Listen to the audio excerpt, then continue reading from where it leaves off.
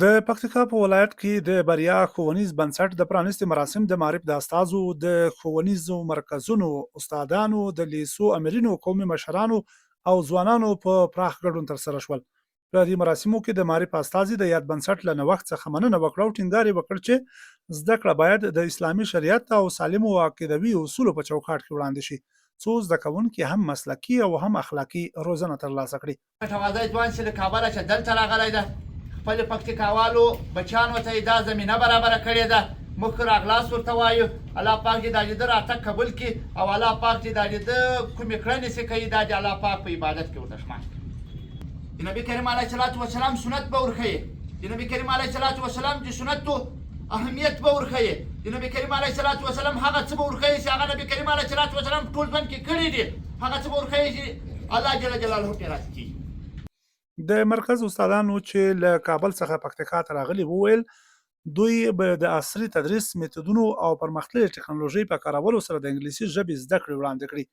هغوی زیاته کړه چې په پکتیکا کې د انګلیسي ژبې زده کړې ته تر اوسه کافي پاملرنه نه ده شوې، خو دوی ژمن دي چې دا تشه به ډکه کړي او ځوانانو ته به معیاري او تعلیمي چاپیریال برابر کړي. قدرمنو، دا مرکز د دې لپاره جوړ شوی ده چې د پکتیکا خلکو ته، د پکتیکا ځوانانو ته د علم په برخه کې، د پوهې په برخه کې او همچنان د دانایي په برخه کې دې سره همکاري وکړي او د نړیوال په معیار په اساس باندې درسونه دې ته وړاندې کړي. زبان انگلیسی در دنیای امروز دیگه تنها یک زبان خارجی نیست. زبان انگلیسی یک وسیله بسیار مهم ارتباطی همراه جهان است. ګډونوالو په ځانګړي ډول ځوانانو او قومي مشرانو د دې مرکز په جوړېدو خوښي څرګنده کړه. ویل چې پخوا به زده کوونکي د انګلیسي ژبې زده کړې لپاره نور ولایتونو ته تلل او زیات لګښتونه به یې کول، خو اوس د اسانتیا په خپله سیمه کې ورته برابره شوې ده. دوی دا هم ویل چې د نن عصر سیالۍ له ټکنالوژۍ سره تړلې ده او د ټکنالوژۍ د زده کړې لپاره د انګلیسي ژبې پوهه خورا اړینه ده. موږ به د ژمنیو کورسونو لپاره کابل، خوست او ننګرهار ته لیږو. دا اوس ډېره ښه خبره ده چې دلته په ولایت کې ورته زمینه برابریږي او دوی دلته پاتې کېږي او دوی به چې کله هلته تلل ډېر ستونزې بیل دي، همته به یې کوټه نیوه، هلته به یې مصارف کول، هلته به ډېر مشکلات لرل. زه په دې ډېر خوشحاله یم چې دوی او همدارنګه نورو ښوونیزو مرکزونو دلته دغه زمینه برابره کړې ده.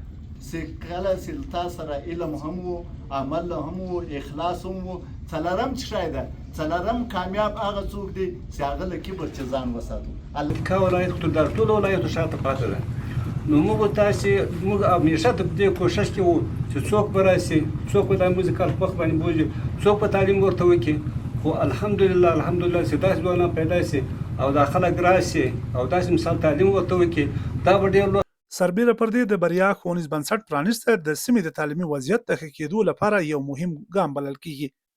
تمه ده چې دا بنسټ به د نورو مهارتونو په رامنځته کولو، د ځوانانو د ظرفیت لوړولو او د علمي کچې د پیاوړتیا په برخه کې رغنده رول ولوبوي.